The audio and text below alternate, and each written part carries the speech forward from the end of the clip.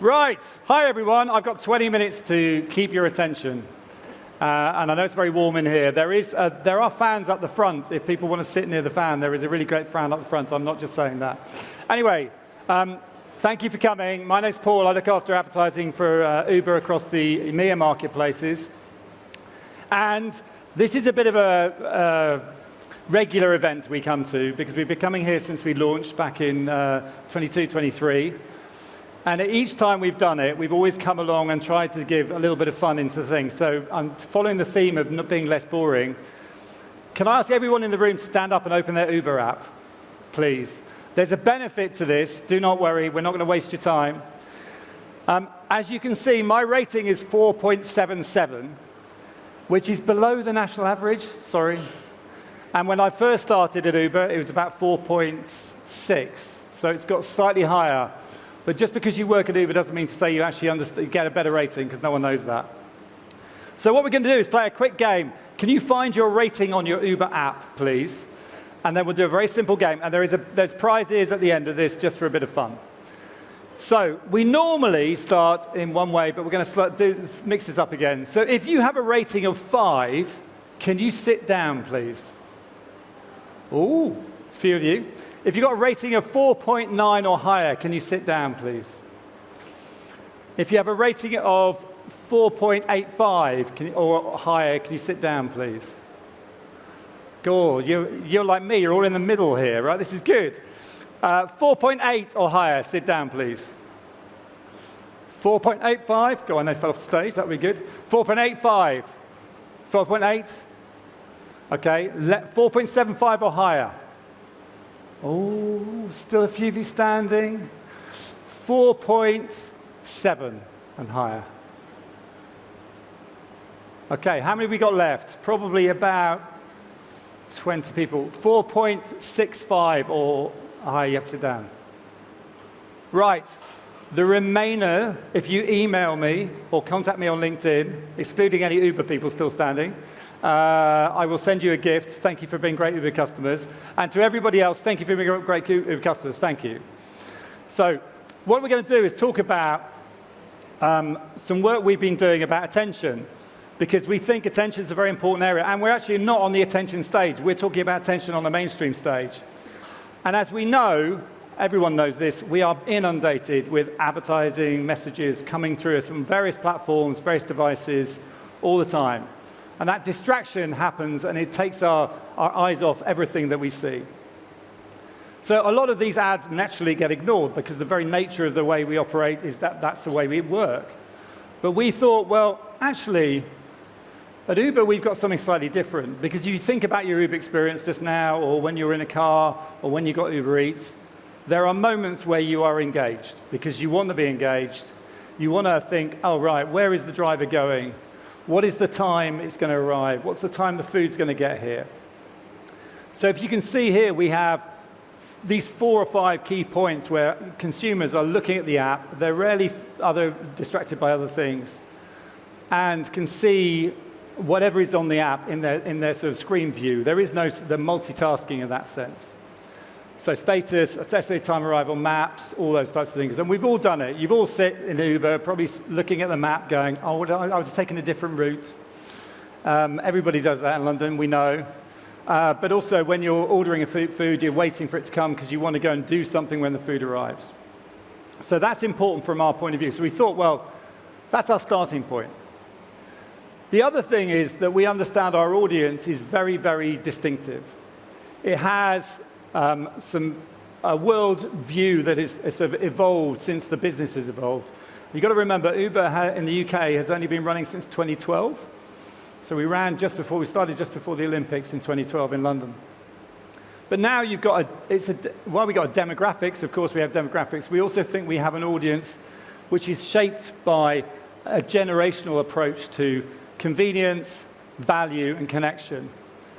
Lots of people. London is our 5th biggest city globally for Uber, and many of you have used Uber, I'm sure.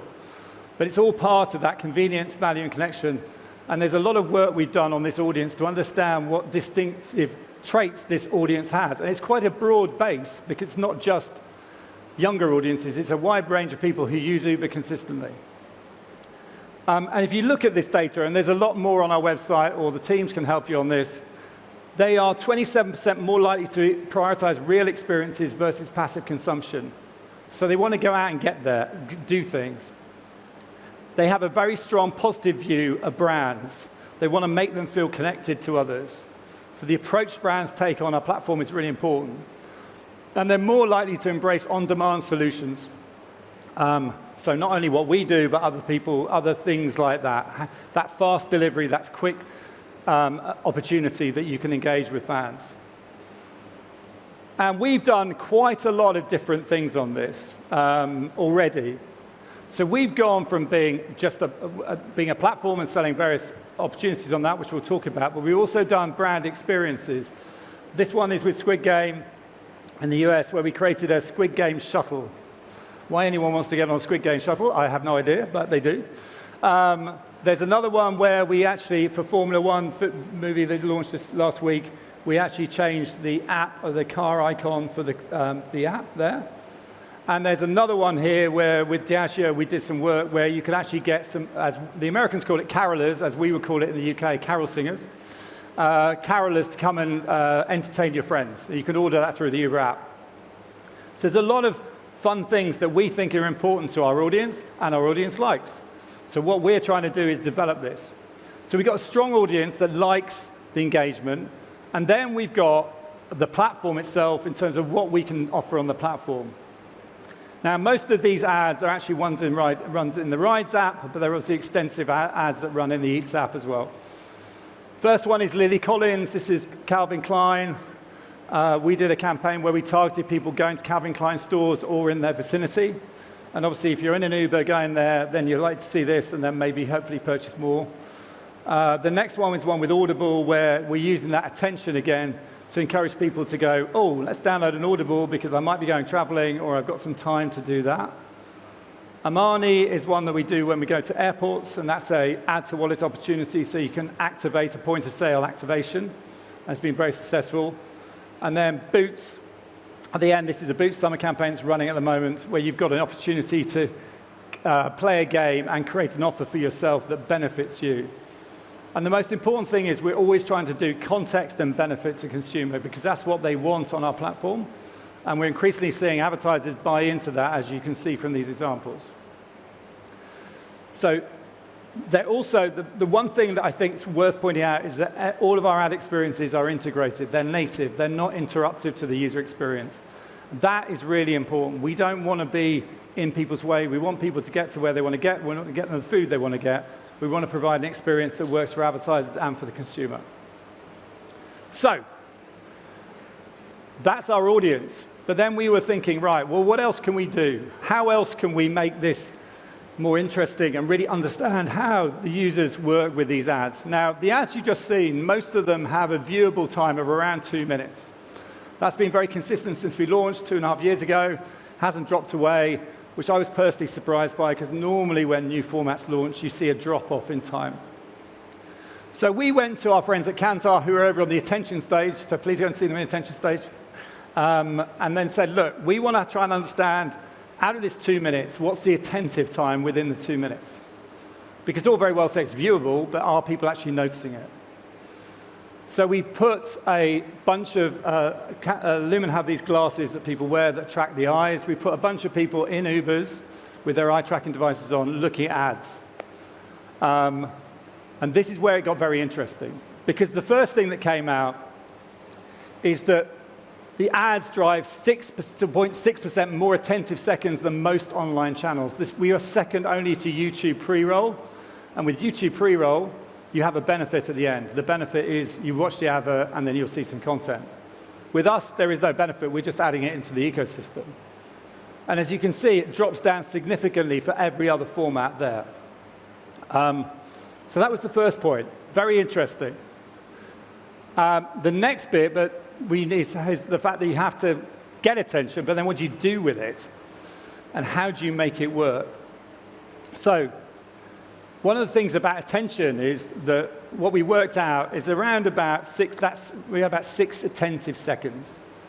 And why is 6 attentive seconds worth it? Well, if you see on this graph, the longer people can see the ads, the greater the recall of those ads going to be. Pretty straightforward, but one that a metric that I guess we in the advertising industry, certainly over the last few years, has probably forgotten about. My personal view is we spent a long time talking about targeting devices, not targeting people. And people do things like this. They see things and they'll pay attention. So if you can see on this slide, you get a 50% recall between 2.5 and 5 seconds, and then 5 seconds above, it's about 53%. But that early stage metric is pretty bad because if you're on less than a second, you're only going to get 18% recall.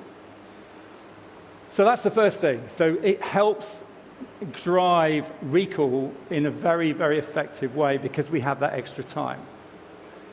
The next part of this is what impact does that have on brand uplift and consideration.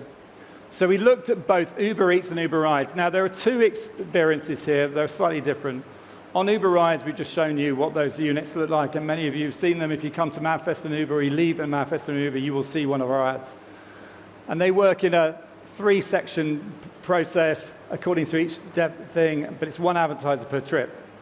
They're the one with the 2 minutes or so attentive time, well, overall time.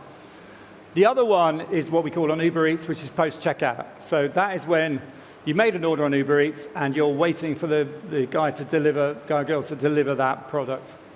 Slightly different experience, slightly more, I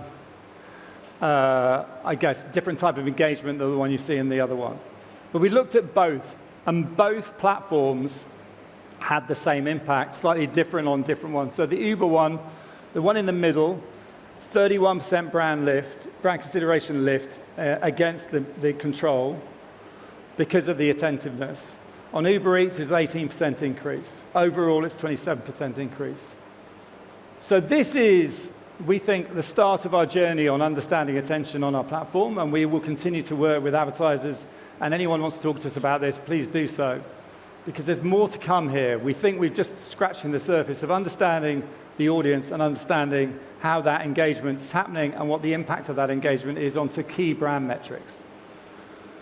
What I want to do just to finish is to show you a couple of examples of activities we've done that show how this works. This is a DigiDay Media Award winner campaign we did for Pizza Hut. And Pizza Hut are on our platform. They sell a lot of business across Uber Eats, of course they do. But they decided at the launch of their new handcrafted pizzas where you can actually help make your own pizza, that we could start with a branding gaming activation on Uber Rides and then link it into Uber Eats. Now, the Journey ad product here, which is the one on the right, is there, as you can see, sort of Space Invaders things that you can add different flavors and all that type of stuff. Again, understand the consumer context. This is a dead time. You're waiting for a ride. You can play the game while your driver turns up. The next thing is obviously the 25% off promotion, and then that linked into Uber Eats. What we saw is remarkable because we didn't really know what the outcome was going to be. We got 95K in sales purely generated from the gamification element. There was a 3-minute user dwell time on the ad.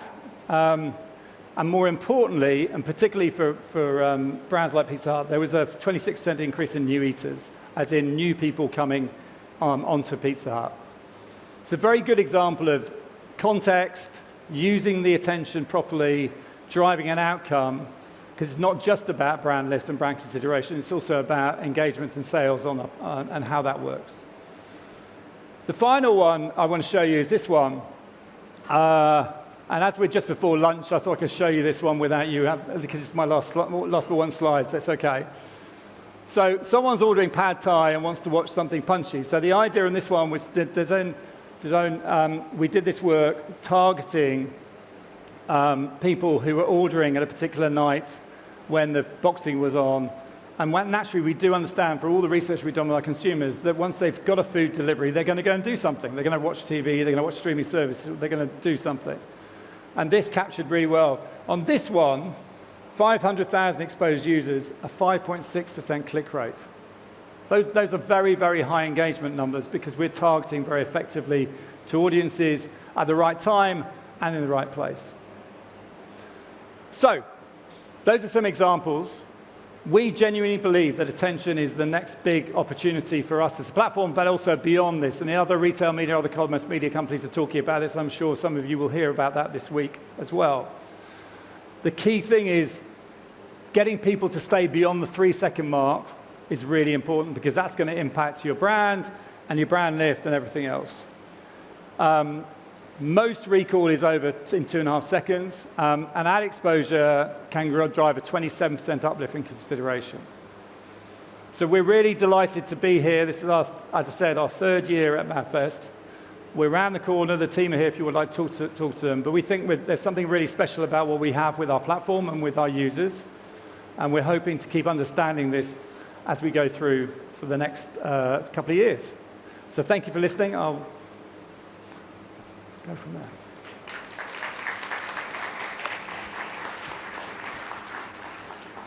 Paul, thank you so much. So a few questions, starting off with one from, I can't quite see your name, apologies, but it's talking about upcoming regulation, HFS, upcoming regulation, yes. HFSS, etc. Yes. And I guess a company like Uber faces this all the time, both in the rise and each side of the business, I guess.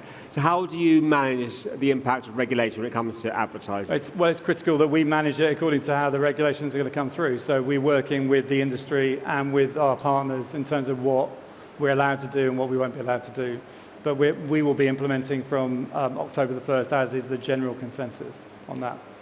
Okay, especially we're at MadFest, and let's say we've just come from Cannes, creativity is paramount. So I thought some of those campaigns you showed were really creative. You can see that's what was helping drive user engagement. But what have you seen in terms of how the use of creativity has improved or changed since you've been in post with Uber ads? I think what we're seeing now is actually creative agencies wanting to talk to us as much as media agencies wanting to talk to us, and that's very powerful. And we just launched Creative Studio, which is our dedicated creative team that comes up with those ideas you saw there. So I think as people start understanding platforms like ours, they're going, actually, how do we make it creatively sensitive? And I think the good thing for us is that the data makes you creative in your thinking, because you're understanding, if you understand the context of a user, that drives a creative thought process. If the user's going to an airport, what are you going to do? If the user's going to a restaurant, what are you going to do? So I think there's the data point is actually helping drive creativity.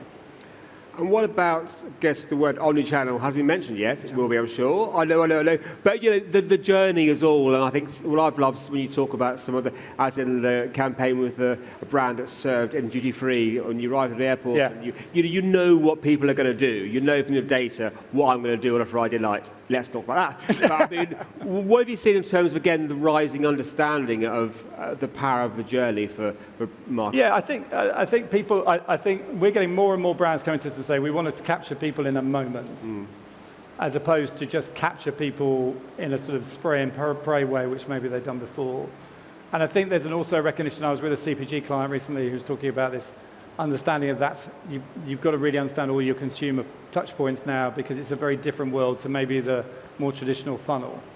And those decisions, I mean, on Uber Eats, people go on Uber Eats, 60% of people don't know actually what they're going to order. So advertising becomes a very important part of that guidance process, the signposting process. Well, I think we're up against time. Paul, as always, amazing. Thank you so much. Pleasure. Thank you. Thank you.